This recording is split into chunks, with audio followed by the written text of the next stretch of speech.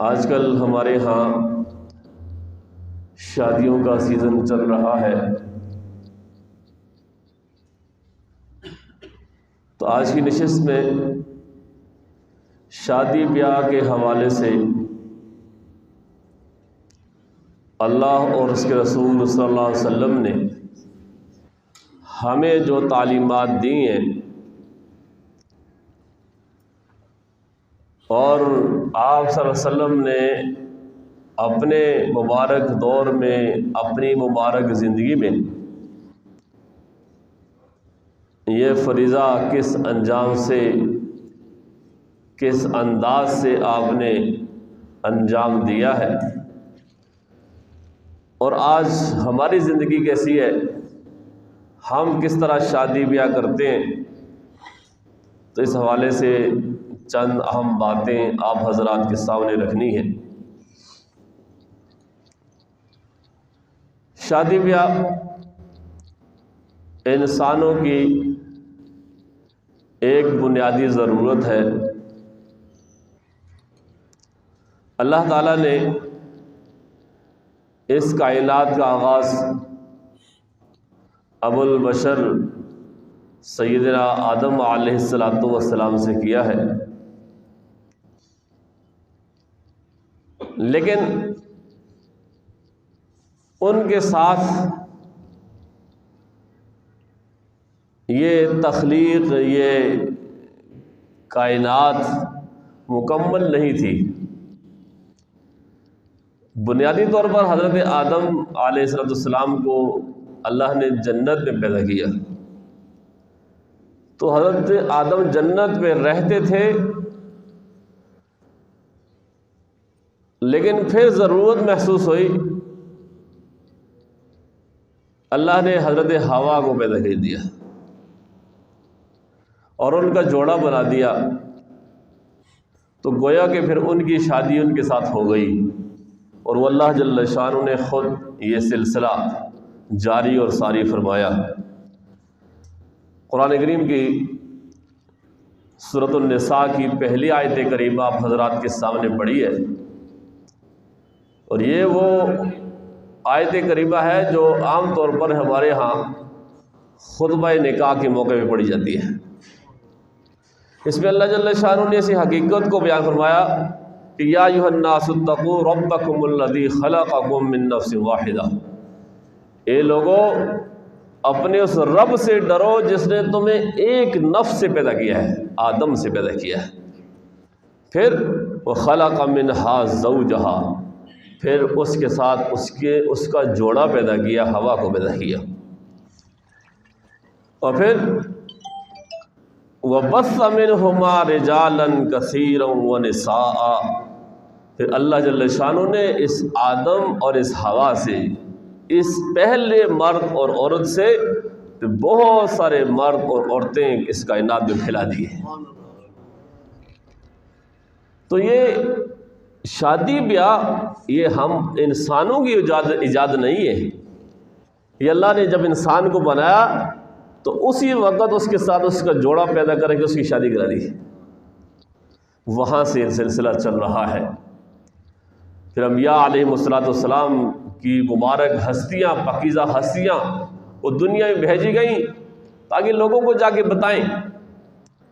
اب آج ہم یہ سمجھتے ہیں کہ شاید یہ ہماری اپنی ایجاد ہے شادی بیاہ، اور ہم جس طرح چاہیں کریں، اور اس کے لیے شاید کوئی قانون ضابطہ نہیں ہے، یہ سب غلط فہمی ہے۔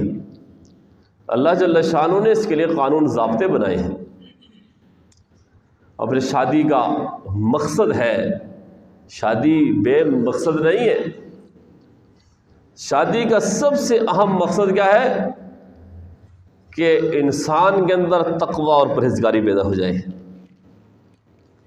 اس لیے یہ آیات جو خطبہ نکاح کے موقع پر 3 آیات پڑھی جاتی ہیں، ان میں سے پہلی جو آیت ہے اس میں 2 دفعہ تقوی کا ذکر ہے، یا ایھا الناس اتقوا ربکم، اور پھر آگے الفاظ واتقوا اللہ الذی تساءلون بہ والارحام، اور پھر اللہ نے فرمایا کہ ان اللہ کان علیکم رقیبا، اللہ تعالیٰ تمہارے اوپر نگران ہے، نگہبان ہے۔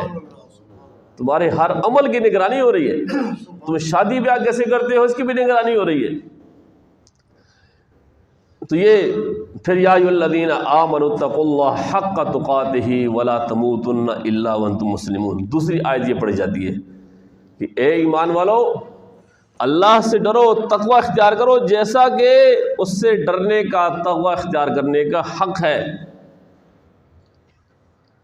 اور فرمایا کہ تمہیں موت صرف اور صرف مسلمان ہونے کی حالت میں آنی چاہیے۔ اور پھر تیسری آیت جس میں چوتھی بار تقوی کا ذکر ہے، یا ایھا الذین آمنوا اتقوا اللہ وقولوا قولا سدیدا، کہ ایمان والو اللہ کا تقوی اختیار کرو اور سچی بات کہو، سچ بولو۔ یہ آیات وہ نکاح کے موقع پر خطبہ نکاح میں یہ آیات پڑھی جاتی ہے، لیکن چونکہ ہم تو پتہ ہی نہیں ہے، ترجمہ ہم نہیں پڑھتے، قرآن ہم نہیں پڑھتے، پتہ نہیں ہے کہ یہ ہمیں کیا کہا جا رہا ہے، یہ خطبہ پڑھا جا رہا ہے، یہ ہمیں اس وقت نصیحت کی جا رہی ہے کہ تم نے پہلے بھی تقوی کی زندگی اختیار کرنی تھی، لیکن اب شادی بیاہ ایک مستقل زندگی ہے، ایک نئی زندگی ہے، ازدواجی زندگی، وہ پہلے والی زندگی سے بالکل الگ تھلگ اور ہٹ کے ہے، اس سے بہت مختلف ہے۔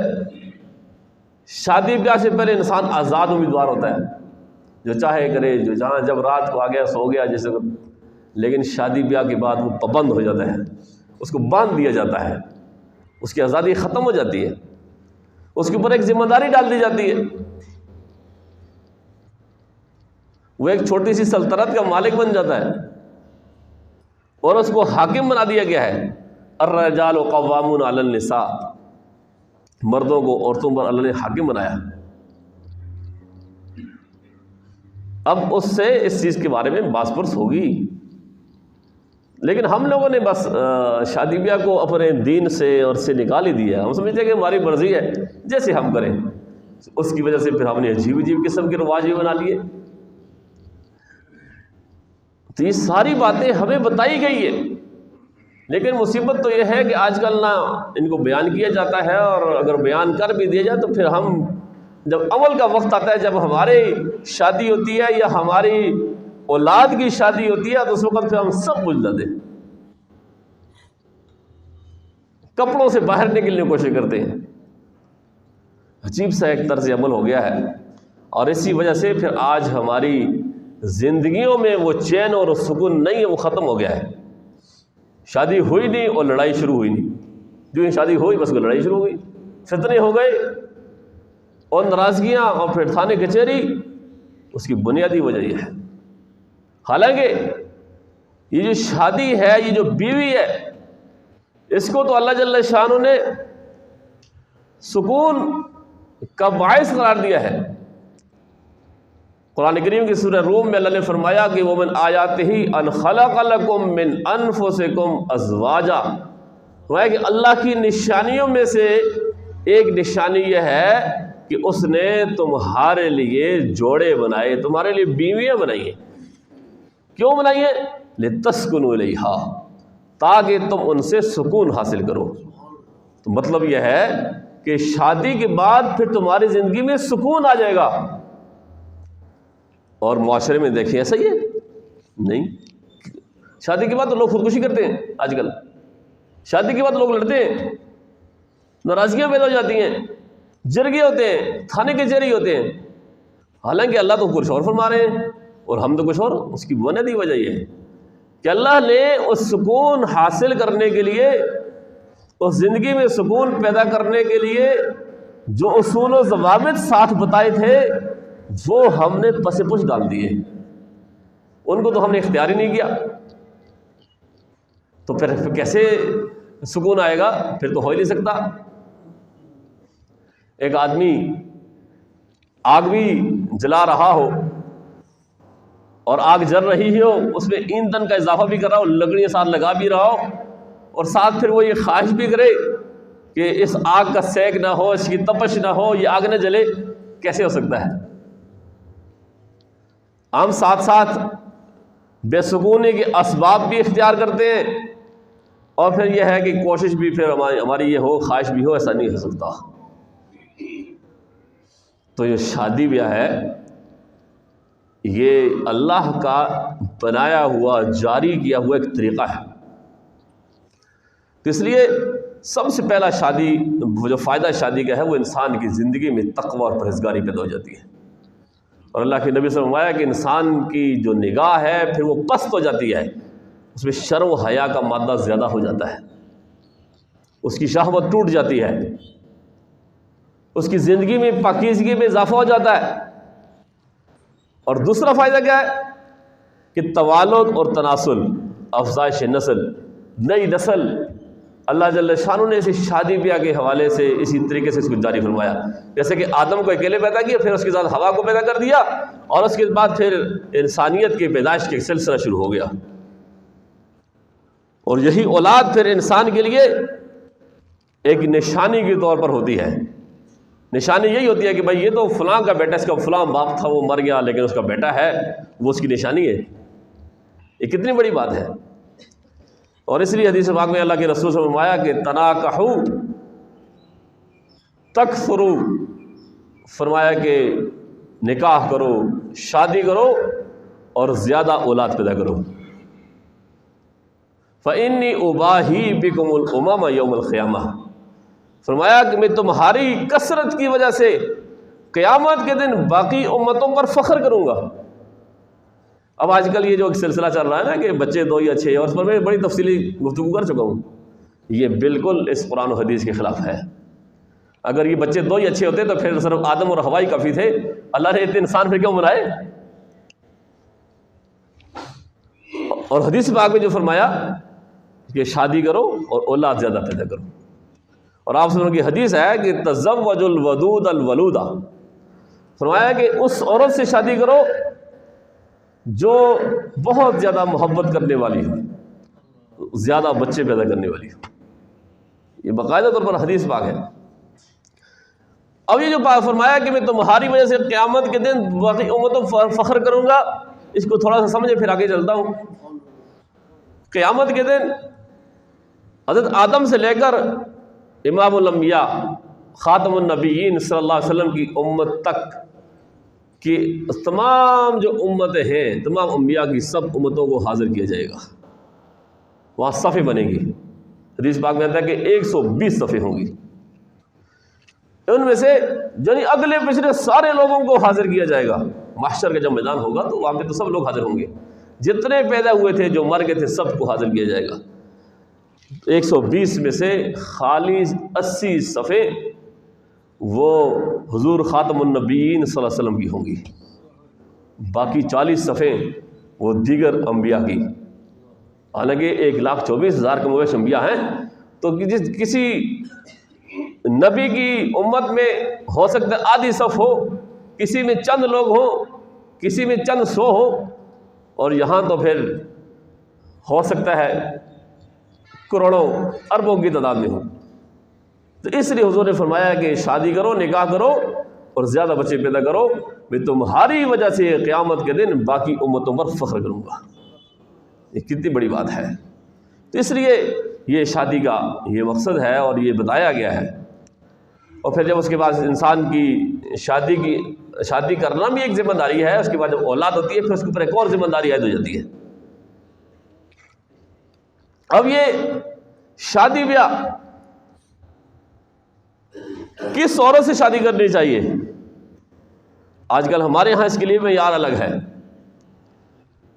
اور پھر یہ کہ جب انسان شادی کرتا ہے تو اللہ کے نبی صلی اللہ علیہ وسلم نے فرمایا کہ من تزوج فقد استکمل نصف الایمان، جس آدمی نے شادی کی تو اس نے آدھا ایمان اس نے بچا لیا، مکمل کر لیا. تو آدھا ایمان اس کو کہا گیا ہے. اور فرمایا کہ فَلْيَتَّقِ اللَّهَ فِي النِّصْفِ الْبَاقِي، اب اسے چاہیے کہ باقی آدھے میں اللہ جل شانہ سے ڈرے. تو اس نکاح اور شادی کو نصف ایمان کہا گیا ہے، اور اس کی وجہ سے انسان کا دین جو ہے وہ مکمل ہو جاتا ہے. تو اس لیے اس بات کا لحاظ کریں. اب شادی بیاہ میں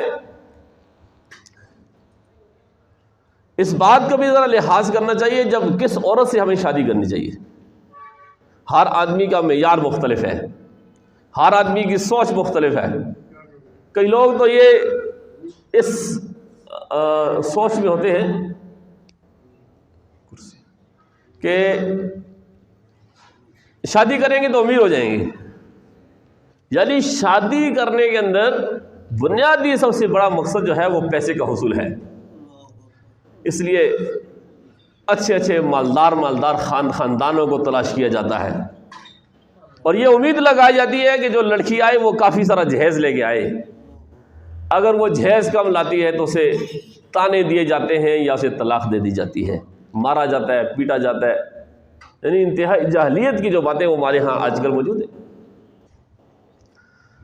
تو اس حوالے سے اللہ کے رسول صلی اللہ علیہ وسلم کا ارشاد مبارک بالکل واضح ہے۔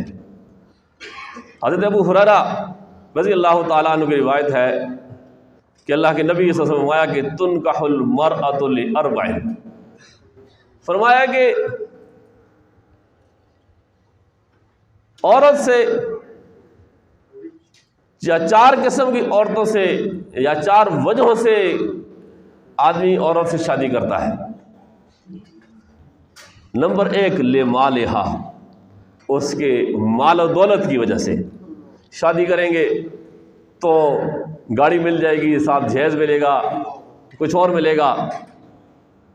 یہ بعض لوگوں کا نظریہ یہ ہوتا ہے، اور اگر وہ ان کی توقعات کے مطابق ان کو مال و دولت نہ ملا تو پھر تانے، پھر لڑائیاں، پھر جھگڑے، پھر بات بہت آگے تک چلی جاتی ہے۔ تو بعض لوگ اس لیے کرتے ہیں۔ دوسری بات فرمایا کہ وَلِحَسَبِهَا، اس کے حسب نسب کی وجہ سے، اونچے خاندان میں ہے، کسی بڑے آدمی کی بیٹی ہے۔ تیسری بات فرمایا کہ وَلِجَمَالِهَا، یا اس کی ظاہری حسن و جمال کی وجہ سے، خوبصورتی کی وجہ سے لوگ شادی کرتے ہیں۔ تو یہ بھی ہے، اور آج کل یہ چیز تو بہت زیادہ ہو رہی ہے اس زمانے میں۔ سوشل میڈیا کا دور ہے، ایک دوسرے سے لوگوں کے ساتھ ٹویٹر پہ رابطہ ہو گیا، فیس بک پہ ہو گیا، کسی بھی ذریعے ہو گیا، اور ایک لڑکی کوئی امریکہ کی ہے، کوئی کدھر کی ہے، اور 50 60 سال کی عورتیں، اور ادھر 19 20 سال کا نوجوان۔ تو یہی ہوتا ہے، یا حسن و جمال ہوگا یا پھر مالداری ہوگی، یہ امید ہوتی ہے کہ چلو یار اس کی وجہ سے باہر چلے جائیں گے۔ اب حالانکہ 50 60 سال کی خاتون مجھے بتائیں پاکستان کے اندر ہو اور 20 سال کا لڑکا سے شادی کرے گا؟ کبھی نہیں کرے گا۔ لیکن وہ امریکہ سے آتی ہے اور بس وہ رابطے ہوتے ہیں، لوگ شادی کر لیتے ہیں آئے دن، آپ دیکھتے ہیں ویڈیوز۔ چوتھی بات فرمایا کہ وَلِدِينِهَا، بعض لوگ عورت کی دینداری، تقوی، پرہیزگاری کی وجہ سے شادی کرتے اس سے۔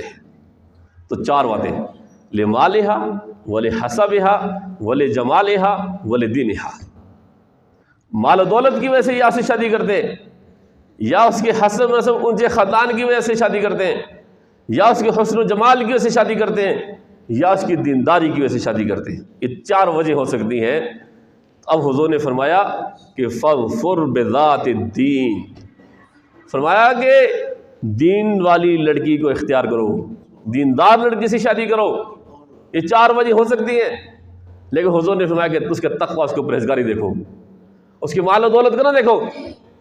اس لیے کہ مال و دولت آج ہے تو کل نہیں، ہر امیر ہمیشہ امیر نہیں ہوتا، ہر غریب ہمیشہ غریب نہیں ہوگا، یہ تو آنے جانے والی چیز ہے۔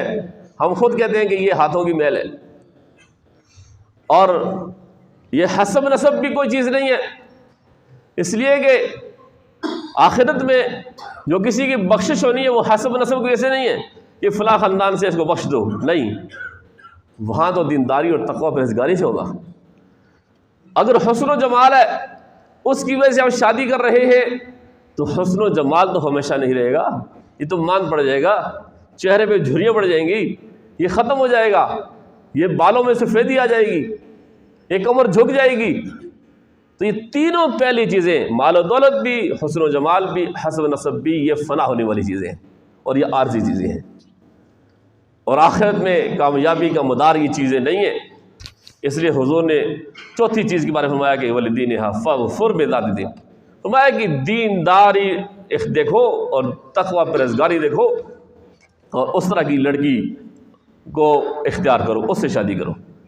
اسی طرح اس کی دوسرا رخ ہے، جو لوگ آج کل رشتے دیتے ہیں اپنے لیے داماد دیکھنا، رشتہ دینا، اس میں بھی یہی ہوتا ہے، مالدار لڑکا دیکھا جاتا ہے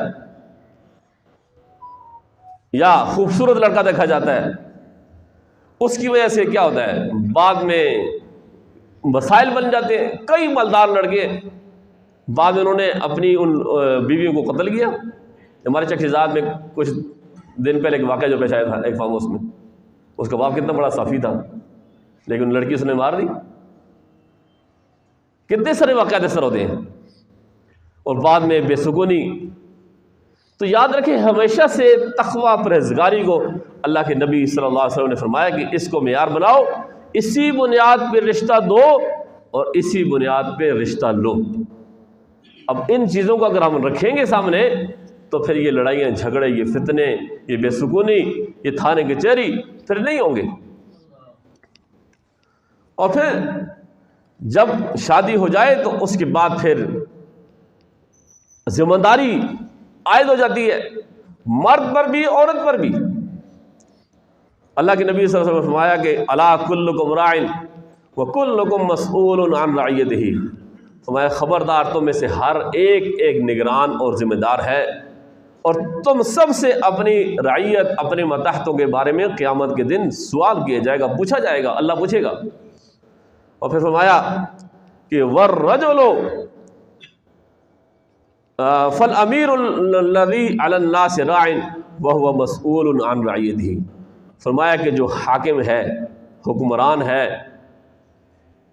اس کے نیچے جتنے بھی لوگ ہیں وہ ان سب کا وہ نگران ہے، اور قیامت دن اس سے اس کی رعایا کے بارے میں پوچھا جائے گا کہ تمہیں اقتدار دیا گیا تھا، تمہیں حکومت دی گئی تھی، تم نے حکومت کس طرح چلائی ہے، تم نے اپنی رعایا کا خیال رکھا یا نہیں رکھا، یہ پوچھا جائے گا۔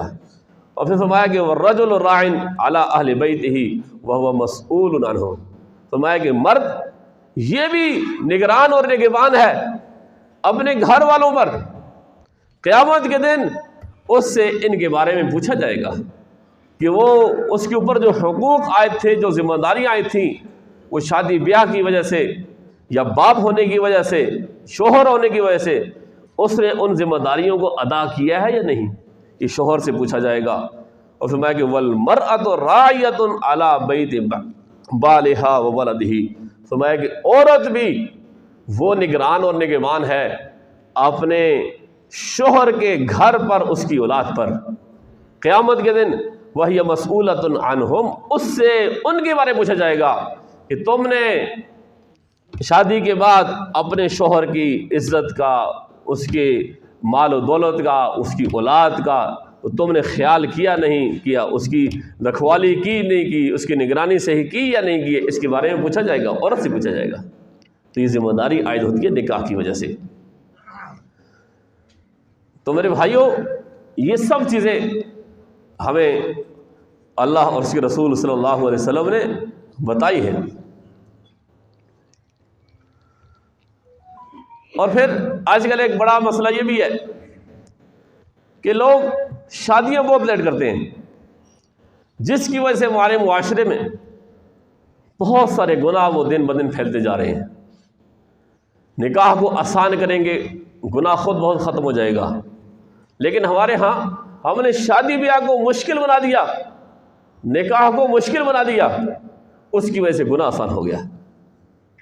اب بہت سارے لوگ تو اس طرف جاتے نہیں، کیونکہ لڑکا ہے اس سے بھی ڈیمانڈ ہوتی ہے، لڑکی والوں سے جہیز کی ڈیمانڈ ہوتی ہے، لڑکے والوں سے سونے کی اور پلاٹ کی ڈیمانڈ ہوتی ہے۔ وہ بیچارہ پڑھتا ہے، پہلے پڑھتے وہ پھر جب روزگار پہ لگتا ہے، پھر وہ مکان بناتا ہے، تو اس کی 40 سال اس کی عمر ہو جاتی ہے، اور 40 سال میں شادی کرتا ہے اور 50 سال میں مر جاتا ہے۔ یہ اس کی زندگی ہوتی ہے۔ حالانکہ پہلے ایسا نہیں تھا، لیکن یہ کس نے کیا ہے؟ یہ ہم نے خود کیا ہے۔ ہم نے خود کیا۔ ایک تو یہ ہے کہ شادی بیاہ دھوم دھام سے کرنا کہ تاکہ ہمارا نام ہو جائے، شہرت ہو جائے، محلے میں، علاقے میں، برادری میں پتہ چل جائے، اس لیے بھی لوگ پھر ظاہر ٹائم تو لگتا ہے پیسے کمانے میں، یا پھر یہ ہوتا ہے کہ پھر شادی کرنے کے لیے قرضے لیے جاتے ہیں اور کئی سال وہ شادی کے قرضے ختم نہیں ہوتے۔ یہ بالکل اس کے خلاف ہے۔ اللہ کے رسول صلی اللہ علیہ وسلم نے فرمایا کہ من لبس ثوب شہرت فی الدنیا البسہ اللہ ثوب مذلۃ یوم القیامہ ثم الہب فیہ نارا۔ فرمایا کہ جس آدمی نے دنیا میں شہرت کا لباس پہنا، شہرت کے لیے، نمود و نمائش کے لیے اس نے کچھ ایسے کام کیے، شادی سے ناسی کی یا لباس وہ اس طرح کا پہنتا ہے تاکہ بس میرا نام ہو جائے، کوئی بھی اس طرح کا طریقہ اختیار کرتا ہے شہرت کے لیے، لہٰذا تو لباس کا لفظ استعمال ہوا عام ہے، کوئی بھی طریقہ اختیار کرتا ہے شہرت کے لیے، تو فرمایا کہ اللہ تعالیٰ اس کو قیامت کے دن ذلت کا لباس پہنائے گا اور پھر اس میں جہنم کی آگ بھڑکا دے گا۔ تو یہ باتیں ظاہری نمود و نمائش ہو جاتی ہے، لیکن یہ آخرت کے لیے، انسان کے لیے بڑے خطرناک چیزیں ہیں۔ تو اس لیے ان باتوں کو سمجھیے۔ اور پھر شادی بیاہ میں ہمارے ہاں جو رسومات اور رواج عجیب سے عجیب ہیں، ہر علاقے میں عجیب ہیں اور مختلف ہیں۔ حالانکہ نبی کریم صلی اللہ علیہ وسلم کی بیٹی سے عظیم بیٹی کسی کی نہیں ہو سکتی۔ ہو سکتی ہے؟ بتائیں، کوئی ہے ایسا شخص؟ اور آپ صلی اللہ علیہ وسلم کو جو داماد ملا حضرت علی رضی اللہ تعالیٰ عنہ، اس جیسا داماد بھی کسی کو نہیں مل سکتا۔ تو آپ صلی اللہ علیہ وسلم نے اپنی اس عظیم بیٹی کی اس عظیم داماد کے ساتھ کس طرح شادی کی؟ حضرت ام ہانی کے ساتھ حضرت علی کی بہن جن سے کہا بھیج دیا، کہا جا کے فاطمہ کو علی کے گھر چھوڑ کے آ جاؤ، اور چند چیزیں تھیں وہ حضرت علی کے پیسوں سے لے کر بس ان کو بھیج دی۔ نہ کوئی بارات ہے، نہ کوئی جہیز ہے، نہ کوئی لمبا چکر ہے۔ تو یہ ہے طریقہ، بس یہ شادی تھی۔ اب آج کل لڑکی والے بھی بیچارے، ان کو بھی کھانا دینا پڑتا ہے، حالانکہ ان پر کھانا نہیں ہے، یہ ولیمہ تو لڑکے والے پر ہے، لڑکی والوں پر نہیں ہے کچھ بھی، نہ جہیز ہے نہ کوئی اور چیز ہے، بس سادی شادی ہے، بس اس کو لڑکی دے دی، اس نے تھوڑا کام کیا ہے، اپنے جگر کا ایک ٹکڑا آپ کو توڑ کے دے دیا۔ آسان کام ہے بیٹھ کے دینا؟ بہت مشکل ہے، یہ انتہائی مشکل کام ہوتا ہے۔ اس لیے جب وہ بچی کو رخصت کیا جاتا ہے تو ماں باپ کے آنسو نکلتے ہیں، کتنا مشکل ہو جاتا ہے۔ اور پھر بھی ظالم لوگ ان سے جو ہے وہ جہیز کی ڈیمانڈ کرتے ہیں اور اس طرح کی توقع رکھتے ہیں، اور پھر اس کو تانے مارتے ہیں، کتنی غلط بات ہے۔ اور اس جہیز کی لعنت کی وجہ سے آج ہمارے معاشرے میں کتنی ساری عورتیں بیچاری گھروں میں بیٹھی ہوئی ہیں، کتنی ساری بچیاں گھروں میں بیٹھی ہوئی ہیں، تو شادیاں آسان اور سستی۔ حضرت عبدالرحمن بن عوف رضی اللہ تعالیٰ عنہ مشہور صحابی ہیں، اشرم مبشرہ میں سے ہیں، اور یہ بات یاد رکھیے کہ ہمارے ہاں یہ جو شادیوں میں رسوم و رواج ہیں، جب اسلام آیا تو وہ تو جاہلیت کے زمانے سے لوگ نکل کے آ رہے تھے، جاہلیت کے زمانے میں بھی لوگ اس طرح کے رسوم و رواج کرتے تھے، بڑی دھوم دھام سے شادی ہوتی تھیں۔ اس زمانے میں آپ وسلم نے اپنی بیٹی کی شادی اس طرح کی۔ اور آج اگر ہمارے پاس پیسہ ہے تو ایسا نہیں ہے کہ اس سے پہلے جو لوگ گزرے ہیں تو وہ بہت غریب تھے۔ ابھی میں آپ کے سامنے یہ سناتا ہوں، حضرت عبدالرحمن بن عوف رضی اللہ تعالیٰ عنہ، یہ مشہور صحابی عشرہ مبشرہ میں سے بہت مالدار صحابی تھے، بہت مالدار، اللہ کی دین کے لیے اللہ کے رسول صلی اللہ علیہ وسلم پر انہوں نے بے انتہا مال خرچ کیا، اس کا تو کوئی ریکارڈ نہیں ہے۔ جب آخر میں ان کی وفات ہوئی تو پیچھے جو وہ سونا چھوڑ کے گئے، اور غالباً ان کی 4 بیویں تھیں، انہوں نے وصیت کی جس انداز سے اس کو، تو علماء نے فرمایا اتنا سونا انہوں نے چھوڑا کہ اگر اس کی سونے کی 1 کلو والی اینٹیں بنائی جائیں تو 14,000 اینٹیں بنتی ہیں، 14,000 کلو سونا ہے، یہ چھوٹی چیز نہیں ہے۔ اور ایک تولے 1 کلو میں 80-85 تولہ سونا ہوتا ہے۔ اب اس کا میں نے پورا حساب کر کے لایا، اب آج سونے کا ریٹ 1,43,900 روپے ہے۔ اس سارے کو اگر آپ ضرب تقسیم کریں، یہ سارے پیسے 14,000 کلو سونا آج کے اس پیسوں کے ساتھ فی تولہ کے ساتھ ضرب کریں، یہ 1,71,24,10,00,000 روپے بنتے ہیں۔ یہ وہ پیسہ ہے 1,71,24,10,00,000 جو وہ دنیا سے چھوڑ کے گئے، جو انہوں نے اپنی زندگی میں اللہ کی دین کے لیے، اللہ کے رسول صلی اللہ علیہ وسلم پر، مسلمانوں پر خرچ کیا، اس کا تو کوئی حساب ہی نہیں ہے، کوئی ریکارڈ ہی نہیں ہے۔ اتنے مالدار صحابی تھے، تو صحابہ کرام کوئی غریب نہیں تھے، وہ تو ابتدائی زمانہ تھا، بعد میں تو اللہ تعالیٰ نے ان کو بہت فتوحات دی اور بہت پیسہ دیا اور انہوں نے بہت لگایا۔ تو آج مجھے بتائیں اس طرح کے لوگ شاید چند لوگ ہوں گے جن کے پاس اتنا زیادہ پیسہ ہو جو چھوڑ۔ اب ان کی شادی ہوتی ہے، ایک دفعہ اتنا مالدار صحابی، اور آپ دیکھیں صحابہ کا حضور کے ساتھ تعلق کتنا تھا، ایک ایک چھوٹی چھوٹی بات حضور سے آ کے بیان کرتے تھے، پوچھتے ڈسکس کرتے تھے۔ لیکن شادی کی مسجد نبی میں آئے نماز پڑھنے کے لیے، تو اللہ کے نبی صلی اللہ علیہ وسلم نے دیکھا کہ کپڑے پہ کچھ تھوڑا سا رنگ سا لگا ہوا ہے، تو حضور نے پوچھا کہ یہ رنگ کیسا ہے؟ تو عبدالرحمن بن عوف رضی اللہ تعالیٰ عنہ اتنے مالدار اور سخی صحابی، تو انہوں نے فرمایا کہ یا رسول اللہ میں نے شادی کی ہے، شادی کی ہے، حضور کو نہیں بتایا، کیونکہ ان کے ہاں شادی بیاہ کوئی بڑا مسئلہ نہیں تھا، چلتے چلتے اس طرح بس ایک جا رہے ہیں دو ساتھی، تو وہ خود کہتے تھے کہ یار ہمارے گھر میں بہن بیٹی ہے، اگر آپ کو شادی کرنی تو شادی کر لو، یا وہ خود مانگتے تھے کہ میں نے شادی کرنی ہے، کسی گھر میں کوئی رشتہ ہے، ایسے رشتے لینا دینا بے تکلفی کے ساتھ، تو شادی بیاہ کوئی بڑا مسئلہ نہیں تھا، اور کنجوس بھی نہیں، بہت سخی صحابی تھے۔ تو حضور نے فرمایا وہ کہ جب انہوں نے کہا میں نے شادی کیا، حضور نے فرمایا کہ اولم ولو بشاتن، فرمایا کہ عبدالرحمن ولیمہ کرو، ایک بکری ذبح کرو۔ اتنا بڑا صحابی اور اتنی سادی سادی شادیاں اور کتنی پاکیزہ زندگی ان لوگوں نے گزاری ہے۔ قرآن کریم نے ان کے بارے میں کہا رضی اللہ عنہ، اللہ ان سے راضی، واللہ سے راضی۔ تو یہ بھائی میری یہ ساری باتیں یہ عمل کرنے کی ہیں، ہم حیران ہوتے ہیں ان کو سن کر۔ اب اللہ کے نبی صلی اللہ علیہ وسلم کی ایک اور حدیث سنا کے بات ختم کرتا ہوں۔ آج ہماری شادیوں میں برکت کیوں نہیں ہے، خیر کیوں نہیں ہے، سکون کیوں نہیں ہے؟ حضور نے فرمایا ان اعظم النکاح برکتا ایسر مؤونۃ، فرمایا کہ سب سے بڑی برکت والی شادی وہ ہے کہ جس میں سب سے کم خرچہ ہو، سب سے کم خرچے والی شادی فرمایا کہ سب سے زیادہ برکت والی ہوگی۔ آج ہم نے لازم کیا کہ ہم نے قرضے لینے ہیں، یہ کرنا ہے۔ اگر ایک آدمی کی حیثیت گنجائش صرف یہ ہے کہ وہ لوگوں کو چائے بسکٹ دے سکتا ہے تو اس پر بھی شادی ہو سکتی ہے۔ ہمارے بہت بڑے بڑے بزرگوں نے، نامی گرامی لوگوں نے اس پر شادی کی۔ اگر وہ لوگوں کو صرف بریانی کھلا سکتا ہے تو بس وہی کھلائے، لیکن قرضہ کسی سے نہ لے۔ پھر ہمارے ہاں یہ بہت ساری اور اس طرح کی چیزیں ہو گئی ہیں، مہنگے مہنگے کپڑے، اور وہ سوٹ صرف ایک دن پہنا جاتا ہے زندگی میں، ایسا ہی ہوتا ہے، اس کے بعد لاکھوں روپے کا سوٹ وہ خریدا جاتا ہے۔ اتنے پیسوں میں تو کتنی شادی ہو سکتی ہیں، لیکن آج ہمارے ہاں اللہ نے اس شادی کو تو سکون کا باعث قرار دیا۔ وَمِنْ آيَاتِهِ أَنْ خَلَقَ لَكُم مِّنْ أَنفُسِكُمْ أَزْوَاجًا لِتَسْكُنُوا إِلَيْهَا، لیکن ہماری زندگیوں میں شادی کے بعد سکون نہیں ہے، لڑائیاں، جھگڑے، فتنے، تھانے کچہری، جرگے، اور پھر کیا کیا باتیں ہوتی ہیں، پھر تماشا بن جاتا ہے، پھر طلاقیں ہو جاتی ہیں، پھر قتل و غارت ہو جاتی ہے۔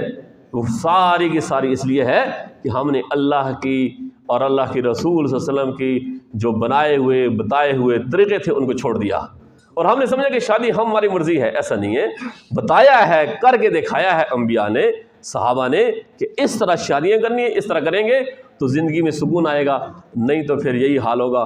اللہ تعالی ہمیں سمجھ کر عمل کرنے کی توفیق نصیب فرمائے۔ وآخر دعوانا ان الحمد للہ رب العالمین۔